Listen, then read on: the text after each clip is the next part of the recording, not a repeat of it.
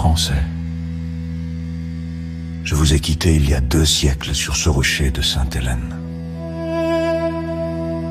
Prisonnier des rois que j'avais faits, des marchands que j'avais vaincus.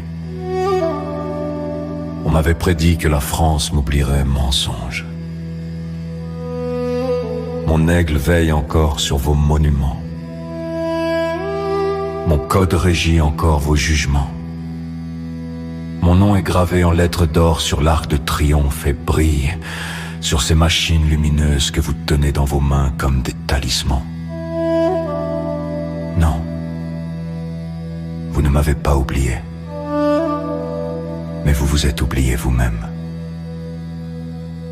Je reviens et que vois-je?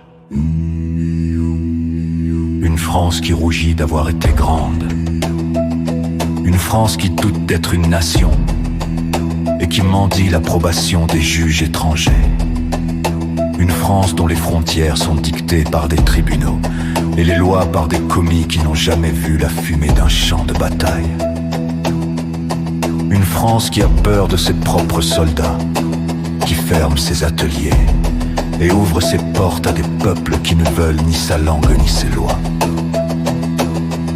Une France qui enseigne à ses enfants la honte de leur père et qui accumule plus de 3400 milliards de dettes pour payer l'oisiveté. J'ai fait la guerre pendant 20 ans, oui, mais c'était pour répondre aux coalitions des rois, pour briser les chaînes dont l'Angleterre voulait nous charger et pour imposer à l'Europe l'ordre français. J'ai versé le sang, beaucoup de sang, pour vous donner la gloire et derrière elle la paix. Vous avez transformé cette paix en mollesse, cette gloire en repentance, cette puissance en servitude. Un peuple qui renonce à commander finit par obéir à ceux qui osent. Un peuple qui rougit de son histoire finit agenouillé devant ceux qui n'en ont pas. Écoutez-moi, Français. Vous possédez encore la plus belle terre, la plus noble langue, la plus haute culture de l'Europe. Vous avez une armée qui sait vaincre quand on lui laisse la victoire. Des savants capables d'étonner le monde. Des ingénieurs qui ont dompté l'atome. Cessez donc de gémir sur le déclin comme des vieillards. Le déclin n'est pas une fatalité. C'est la décision d'un peuple qui cesse de vouloir. J'ai donné à la France un code qui libère les hommes du bon plaisir des puissants. J'ai donné une administration qui survit à tous les régimes. J'ai donné surtout une idée. La France n'est pas une province de l'histoire. Elle en est l'épée et la lumière. On vous parle aujourd'hui de souveraineté européenne. Vaine parole. La souveraineté ne se partage pas. Elle s'exerce ou elle se perd. L'Europe ne sera respectée que lorsque la France sera redoutée. Et la France ne sera forte que redevenue elle-même. Nation souveraine, et non province docile d'un empire sans nom ni colonne vertébrale. Je ne vous demande pas de rétablir mon empire.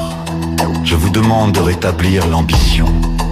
Debout, travaillez comme si tout dépendait de votre bras.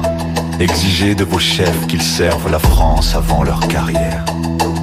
Refusez la médiocrité qu'on vous vend sous le nom de sagesse. Rappelez au monde que lorsque la France parle d'une voix forte et claire, l'univers est encore contraint de l'écouter.